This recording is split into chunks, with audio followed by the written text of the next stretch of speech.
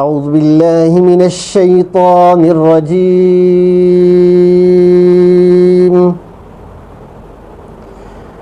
بسم اللہ الرحمن الرحیم وَإِذْ قَالَ مُوسَى لِقَوْمِهِ إِنَّ اللَّهَ يَأْمُرُكُمْ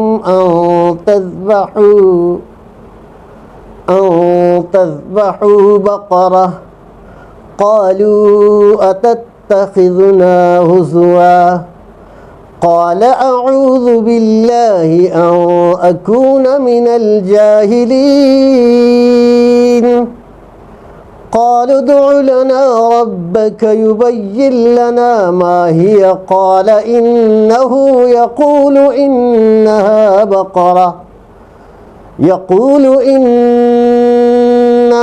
بقرة لا فارض ولا بكر عوان بين ذلك فافعلوا ما تؤمرون قالوا ادع لنا ربك يبين لنا ما لونها قال إنه يقول إنها بقرة صفراء فاقع لونها تسر الناظرين قالوا ادع لنا ربك يبين لنا ما هي إن البقرة شابه علينا وإنا إن شاء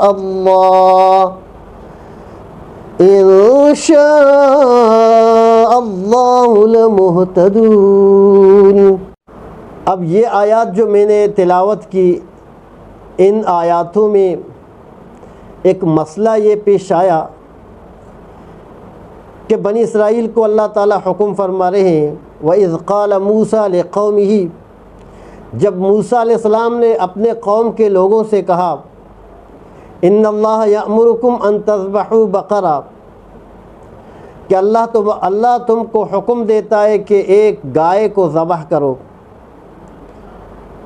قالوا اتتخذنا ہزوا، تو بولے، انہوں نے کہا اتتخذنا ہزوا، کیا تم ہم سے ہنسی کرتے ہو، ہماری مذاق اڑاتے ہو؟ قال اعوذ باللہ ان اکون من الجاہلین، حضرت موسیٰ علیہ السلام نے فرمایا اعوذ باللہ، میں اللہ کی پناہ چاہتا ہوں، ان اکون من الجاہلین، کہ نادانوں میں سے ہو جاؤں۔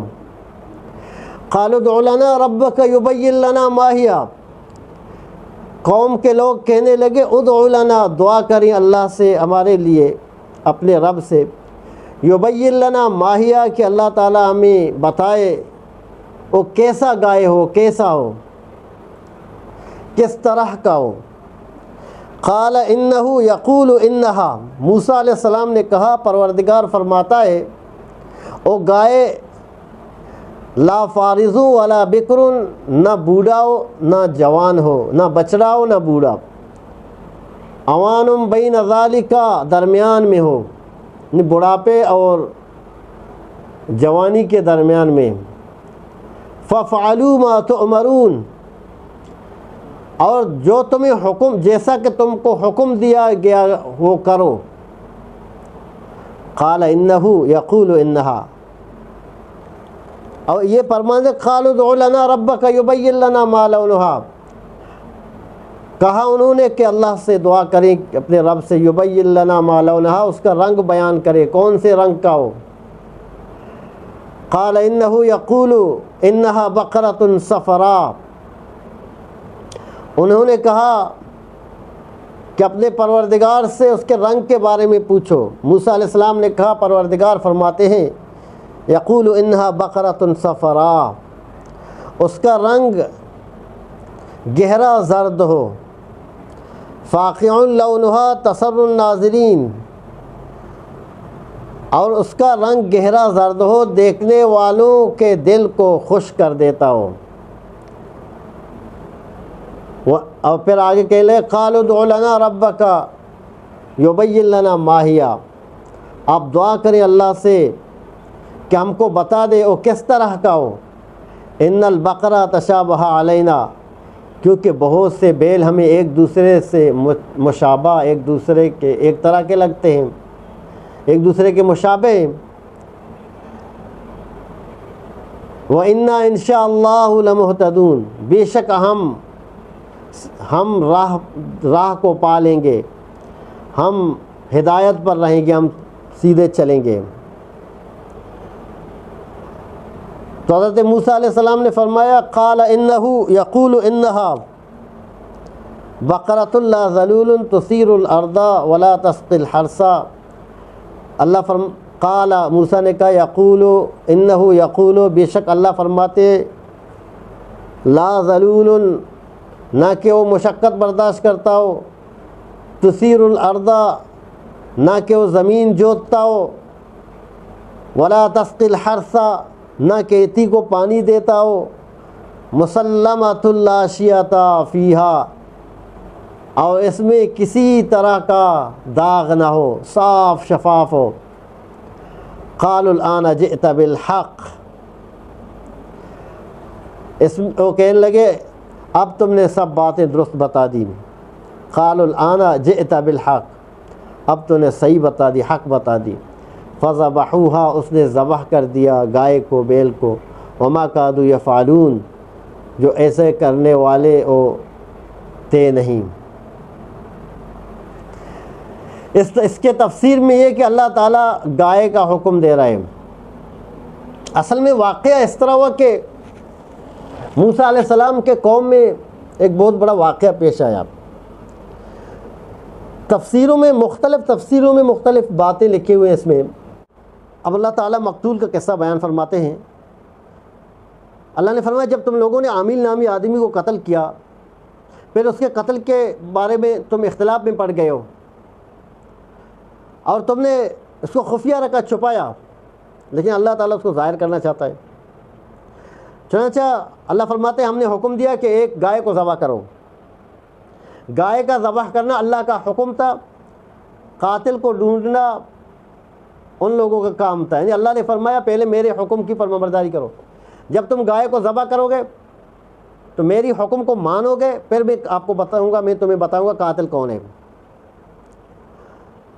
تو وہ شخص جب گائے کو ذبح کرو گے اور گائے کا جو ٹکڑا، جو حصہ ہے، اس شخص کو مارو گے، وہ زندہ ہو جائے گا، وہ تمہیں بتائے گا کہ اس کا قاتل کون ہے۔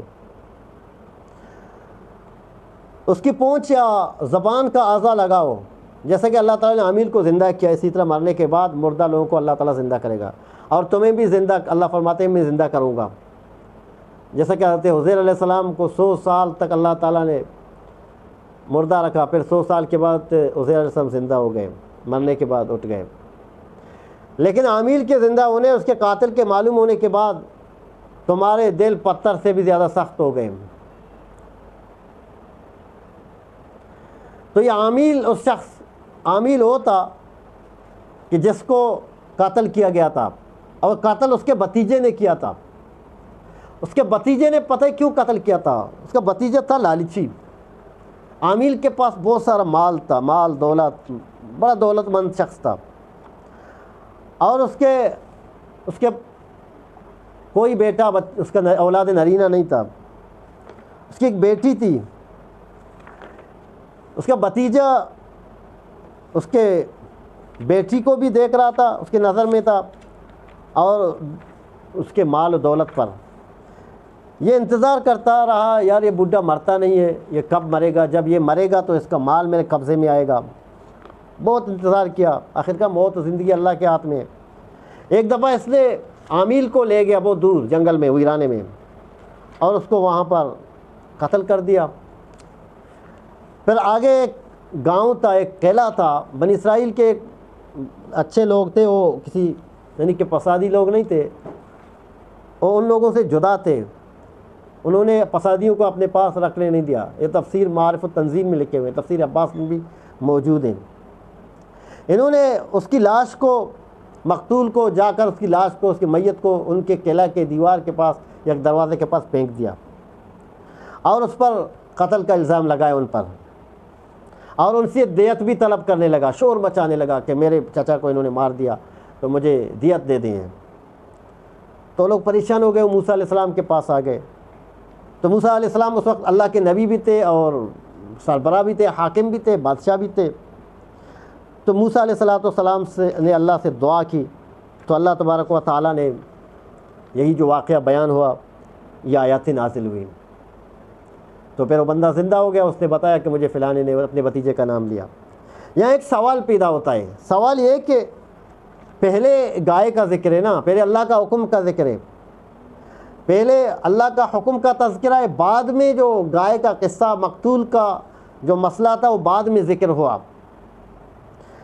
گویا کہ واقعہ تقدم و تأخر ہو گیا، یعنی واقعہ کا محور تقدم و تأخر.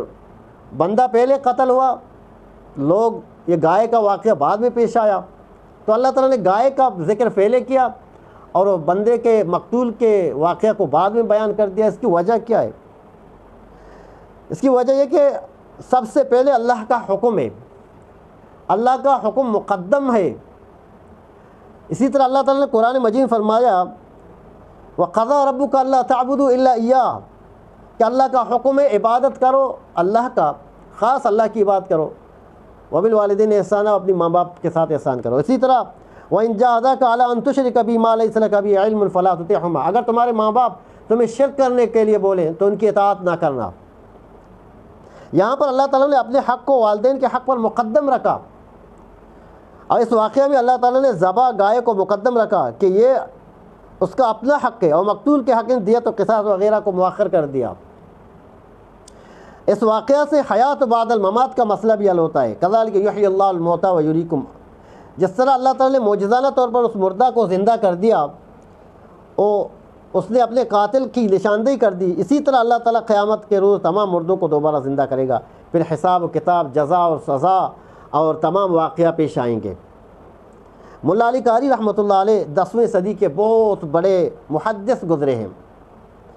آپ کا اصل وطن ہرات تھا مگر مکے میں آباد ہو گئے. یہ واقعہ جو شان نزول ہے یہ ملا علی قاری رحمۃ اللہ علیہ نے مرقات کے نام سے کتاب لکھی ہے، جو مشکات شریف کی بلند پایا قسم کا شرح ہے. بہت وضاحت کے ساتھ مشکات کی تشریح و شرح کی گئی.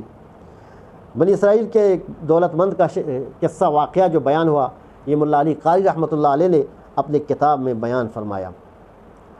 اللہ تعالیٰ جزائے خیر عطا فرمائے. آگے انشاءاللہ اگلی آیات کی ترجمہ تشریح ہوگی.